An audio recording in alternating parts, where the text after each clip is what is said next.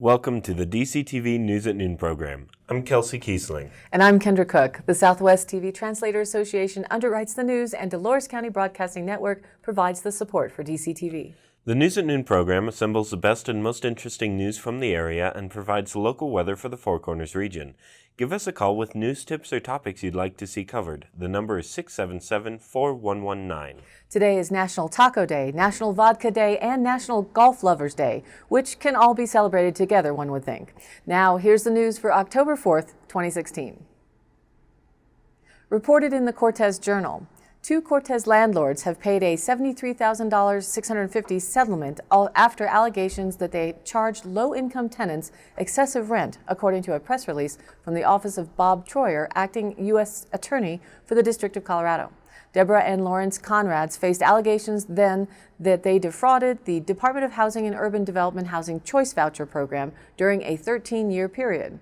The voucher program provides low-income families, the elderly, and the disabled with assistance to afford housing in the private market. Housing choice vouchers are funded by HUD and administered locally by public housing authorities. When a landlord agrees to participate in the Housing Choice Voucher program, the landlord benefits by receiving housing assistance payments directly from the Public Housing Authority each month to cover a substantial portion of the rent of a unit. In exchange, the landlord agrees, among other things, that the Public Housing Authority will determine the maximum rent for the unit and that the landlord will not receive any payments from the family for rental of the unit other than the family's portion of the rent authorized by the Public Housing Authority.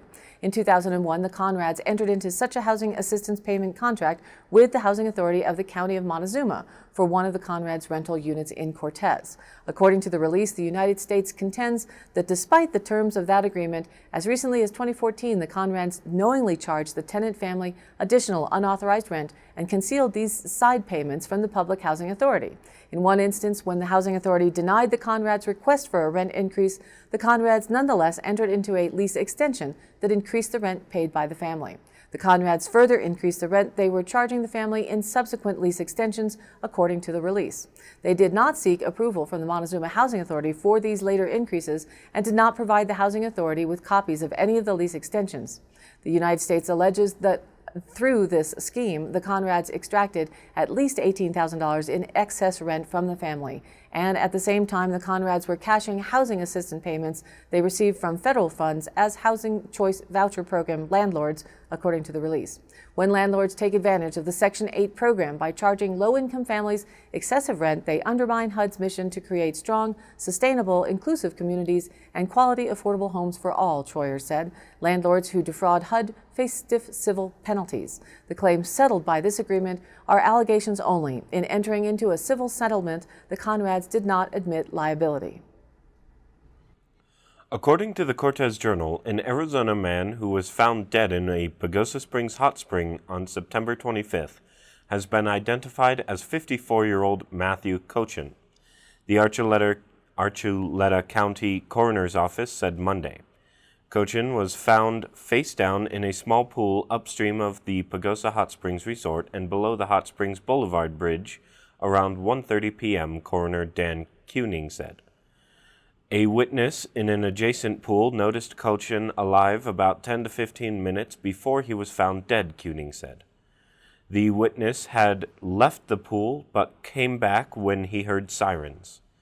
Kuning said the cause of death was ruled an accidental drowning influenced by alcohol intoxication. Kuning said Cochin's blood tests have not been completed, but hot water, the pool is about 105 degrees, and alcohol is a dangerous combination. Being very relaxed with alcohol, hot water causes a reaction to actually make you pass out, he said. He knew how to swim, but you can't swim if you're not conscious. According to the Pagosa Sun, the Colorado State Patrol, Pagosa EMS, and Pagosa Fire Protection District worked to revive Cochin, but he was pronounced dead at 2:15 p.m. Cochin was living and working in Pagosa Springs, Kuning said. Reported in the Durango Herald, work to divert the Animas River into the city of Durango's water intake upstream of the Whitewater Park began on Monday. In a news release, the city of Durango said crews are preparing to divert the river channel over newly constructed features. River users may experience up to 1-hour delays as a result of the work. Users may also notice sediment in the water, which is expected to remain for about a day after the diversion is fully implemented. Rafters, boaters, and other recreational users are encouraged to scout the river for new obstacles and to proceed cautiously. Work began in August to bring the Animas River back to a natural condition where the primary flow is located on river left to supply reliable water to the city's water intake, according to the city's website. Utilities Director Steve Salka was not available for comment. However, Salka told the Durango Herald in August that the river was shifting away from the city's water intake, a problem accelerated after the Whitewater Park was constructed in 2014. According to the city's construction timeline, the Santa Rita in-stream structure on River Right should begin October 17th and take about 3 weeks to complete. The $1 million project, split between the utilities and the Parks and Recreation departments, is slated to be complete by November 15th, though the release acknowledged the likelihood of delays. The Animas River Trail is closed near the site, and traffic will be directed around the wastewater treatment plant. Suspected of stealing a vehicle in Durango and leading law enforcement on a chase through Silverton, was formally charged Monday in 6th Judicial District Court. Christopher Bagwell, 21, is charged with felony motor vehicle theft, vehicular eluding, vehicular assault, reckless driving, and criminal impersonation. Bagwell is suspected of stealing a white 1996 Ford van on September 5th from a construction site at 3416 Main Avenue in Durango. Later that day, someone reported a drunken driver near a Silverton campground 50 miles north of Durango. Deputies tried to stop the vehicle, but Bagwell sped away with his wife, Amanda Davalos of Tucson, Arizona, in the passenger seat, according to the San Juan County Sheriff's Office. The chase took law enforcement south on U.S. Highway 550 back toward Durango, but Bagwell went off the side of the road and struck a tree on the south side of Mullis Pass near milepost 62.5. Bagwell was taken to Mercy Regional Medical Center and Davalos was airlifted to Mercy. Davalos is not facing any charges in the case, but she was extradited to New Mexico where she faced unrelated charges. Bagwell also faces charges in Texas and New Mexico, but he must first deal with his charges in Colorado. According to the Durango Herald, LaPlatt County staff have found a firm to rewrite the county land use code, which is expected to be the key to an easier permitting process for local businesses. A land use code is a set of regulatory standards that dictate where and how development can occur.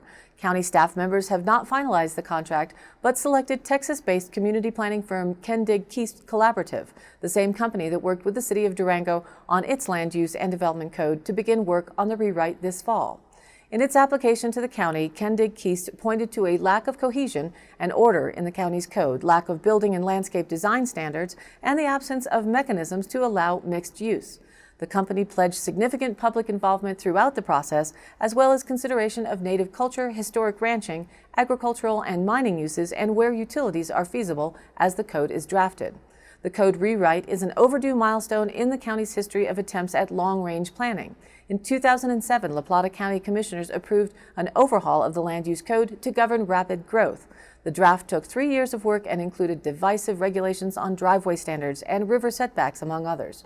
But the code was never implemented and was ultimately discarded in 2009, with commissioners fearing it could promote rural sprawl. The current code, which dates at least to 1990, stayed in place and has undergone incremental updates over the years. But as the county grew and diversified in its uses of land, the code became outdated and conflicting.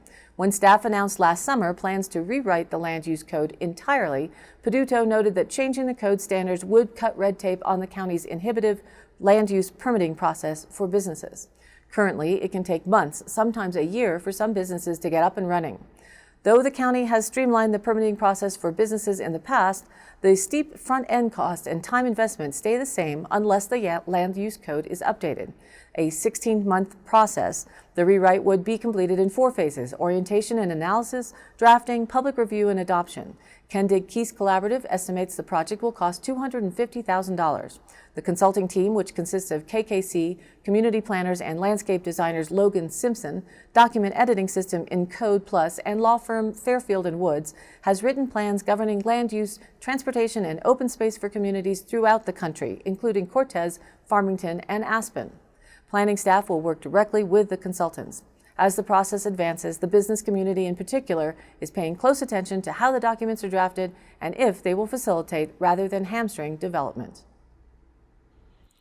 According to the Cortez Journal, a requirement that edible marijuana products come with a diamond-shaped stamp and the letters THC, not just on the packaging but on the brownies, candies, and other edibles themselves, takes effect Saturday.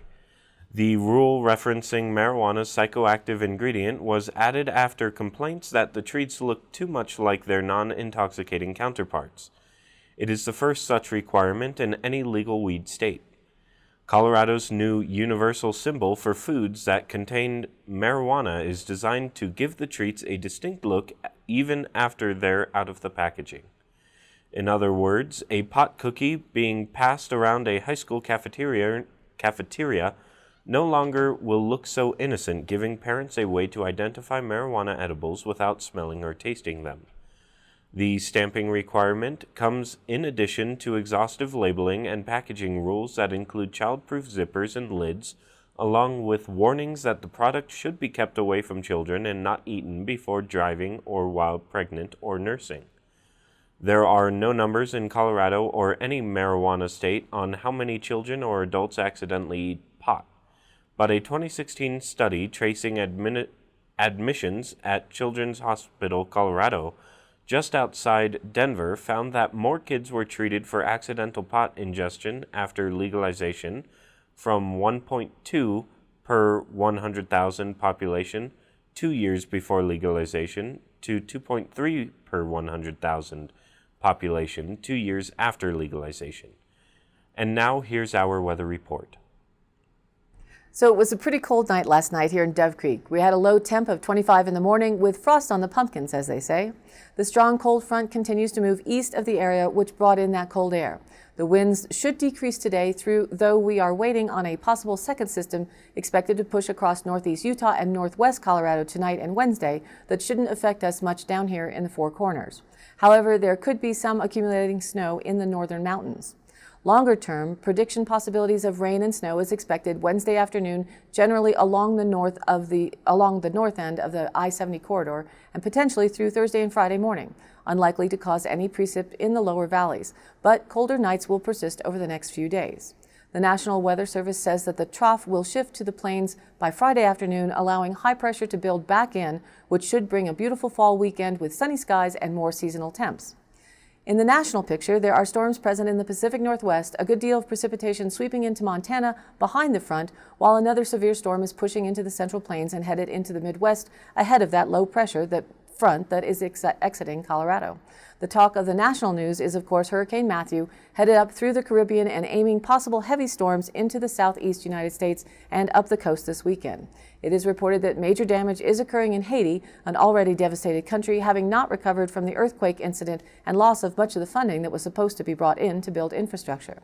This hurricane was clocked at a Category 4. There is a hurricane watch issued for the east coast of Florida. So the DCTV 5-day looks to warm up a bit tonight, but still remaining around or below the freezing mark, with a warm up for Saturday and Sunday to the upper 60s and lows in the mid to lower 30s. The NWS average first freeze date for Cortez shows October 15th, with first frost date September 30th, so we're right in the sweet spot for the cold snap. And now back to the news, Kelsey. According to the Durango Herald, a state ballot measure that would create universal health care, dubbed Colorado Care, has been likened to Medicare because it would be funded by a payroll tax, but other kinds of income also would be hit by added taxes. Residents would pay 10% tax on all income that is taxable on federal income tax forms, Colorado Care spokesman Owen Perkins said. Most of the Social Security and retirement income is exempt from tax, he said. But investments, real estate, business income that is reported on personal tax forms, and some retirement income would be subject to the tax, said Edmund Toy, an expert with Colorado Health Institute. This would be in addition to the payroll taxes that have received most of the attention in discussions and publicity about the ballot proposal. The payroll tax requires employers to pay 6.66% of their total payroll, and employees would pay 3.33% of their wages. The self-employed would pay the full 10%. Opponents say the tax burden is too great, but supporters say many people would save money and it would improve access to health care. Federal tax exemptions could lessen the total tax paid on non-payroll income. For example, those 55 to 64 would not pay taxes on the first $20,000 of retirement income.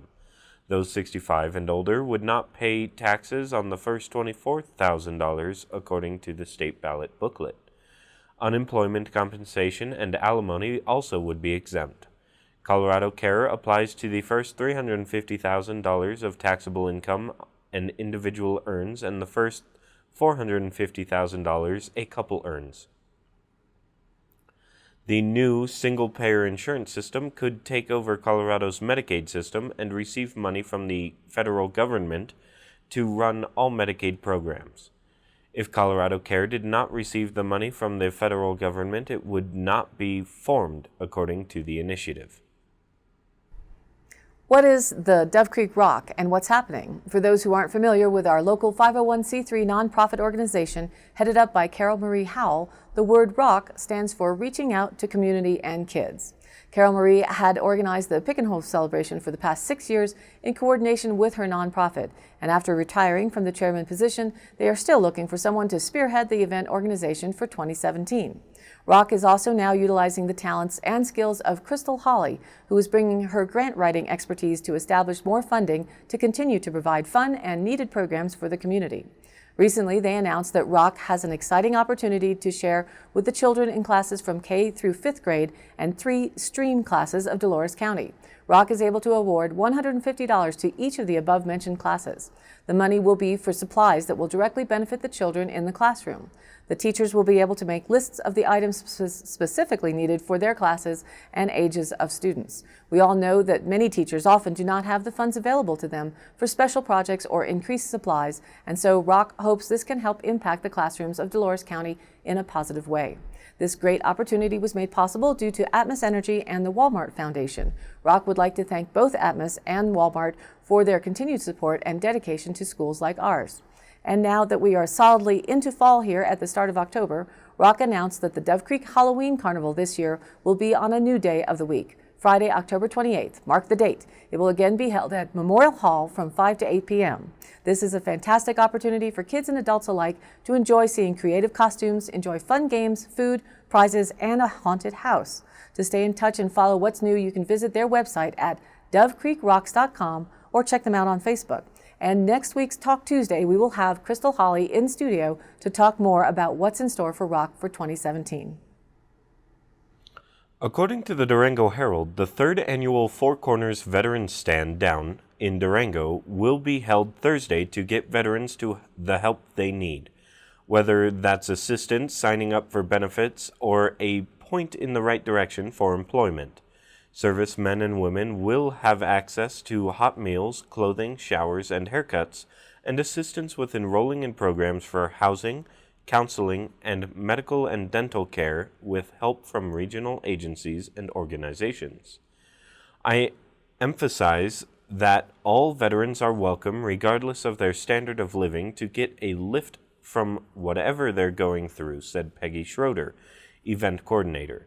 It's amazing how generous the people in the community are. When you go by and ask for donations, they say anything for the vets, and that's a good feeling. Stand-downs, derived from the military term for a serviceman's time spent recouping after combat, having been hosted annually throughout the country since 1988 when the Vietnam Veterans of San Diego organized a day of service and assistance for homeless, low-income, and or at-risk veterans. Four Corners Veterans Stand Down supports veterans in Archuleta, La Plata, Montezuma, and San Juan counties. Its events are held with help from the La Plata County Veterans Service Office, Southwest Colorado Workforce Center, Veterans of Foreign Wars Post 4031, and American Legion Post 28. Last year, about 125 attended. The event will take place from 8:30 a.m. to 3:30 p.m. Thursday at the LaPlatt County Fairgrounds, 2500 Main Avenue. Schroeder said volunteers are needed for various tasks, including drivers to provide rides for veterans and people who can help at the event. The Cortez Journal is reporting that musician John Calvin Abney will play the Dolores River Brewery on the evening of October 7th. Abney originally made his name as a rowdy sideman playing guitar, pedal steel, keys, and drums for a number of other acts. On his website it says, thanks to the years of extensive touring, both solo and as a gun for hire, Abney is possessed of some impressive instrumental stage chops. But lately, it's lyricism where Abney finds his inspiration, with encouragement from a host of Oklahoma songwriters in close proximity. His 2014-15 releases, Empty Candles and Better Luck, find him abandoning his backseat post in favor of plaintiff's love songs and the misadventures of a handful of colorful, invented characters. There are glimpses of technical prowess in this new chapter, but now with an intent focused on storytelling. Vice Versa Suite marked his second release of 2015 and placed Abney further into a realm of introspective songwriting and piano composition. Few songwriters can weave so seamlessly in and out of genre that listeners are left wondering if they indeed heard what they thought they heard, and if they listen again, they're likely to hear something else, according to his website. Abney's songs can be both frenetic and meditative, deeply affectionate and mired in loneliness, and like Abney himself, both road-weary and ready for adventure. In a review, No Depression says Abney is a promising young singer-songwriter. Abney is long in the tooth by way of licks, melodies, and catchy bubblegum-laced indie folk, the review says. These songs are modern folk gems, filtered through Guthrie-haunted Oklahoma dust and a well-traveled young troubadour's modern thoughts. So check it out on October 7th at the Dolores River Brewery. And now for the Dolores County Sheriff's Roundup for the week of September 26th through October 2nd. A deputy initiated a report for a resident who had their checkbook stolen. A town resident reported a possible case of harassment from their neighbor. The case is under investigation. A resident motorist passing through Cajon reported an injured deer. A deputy responded and issued a roadkill permit to a county resident. A vehicle versus motorcycle accident was reported by a passing motorist near Rico. Rico Fire and Rescue was dispatched and Colorado State Patrol managed the scene. A motorist reported a windshield shattering while traveling on Highway 491. A deputy responded to investigate and report the incident. A Rico resident reported a stolen motorcycle. The resident located the vehicle and a deputy responded to investigate the incident. A local resident reported a possible theft of prescription medicine. Case is under investigation. That's it for today's Roundup. Stay tuned tomorrow for more updates. In today's High Country happenings, the Dove Creek Library shares that October is fun time for story time. All you 2 to 4-year-old kids come out at 10 o'clock at the 7th Street Elementary School. Today, October 4th, there's fun stories and an autumn tree craft. Then October 11th, Halloween stories with a fabric wreath craft. October 18th is Halloween stories and a bats craft, and the 25th is a Halloween party. They want you to wear your costumes. And more dates for pumpkin celebrations. The Jones Farm Pumpkin Fest will be October 8th through the 9th, 15th, 16th, and 22nd and 23rd from 10 a.m. to 3 p.m. There's a $3 entry fee, which includes the haunted house, a variety of games, toys, swings, slides, and photo ops. They will also have delicious treats, and face painting is available. Located at 25450 Road M in Cortez. For more details, call 799-2785 or visit their Facebook page. Another great farm event is being held in Aztec, New Mexico. The Sutherland's Pumpkin Fest will also be each weekend in October from 10 a.m. to 5 p.m. A $5 fee for 12-year-olds and up and younger are free. The cost includes a corn maze, corn pit, a hay ride, and duck races. For more details, visit their site online at sutherlandfarms.net or on Facebook. And all of the happenings that I've listed here are posted on our DCTV News at Noon Facebook page, along with the embedded YouTube replays of the live show and the exclusive DCTV 5-day forecast. If you have an event, you can email us at dcbnnews@gmail.com or call the station 677-4119 and we'll be sure to get it on air. Thanks for tuning in. This program is aired live at noon Monday through Wednesday and rebroadcast at 2:30 and 8 p.m. on Channel 32.1 Dolores County, now Channel 18 in Montezuma County and their cable Channel 5. Share this with a friend and watch the broadcast replayed on YouTube and now featured on the Facebook page. Please like us there and comment. We'd love to hear your voice. For Kendra Cook and everyone at DCTV with the News at Noon program out of Dove Creek, USA, I'm Kelsey Kiesling. We'll see you back here again tomorrow.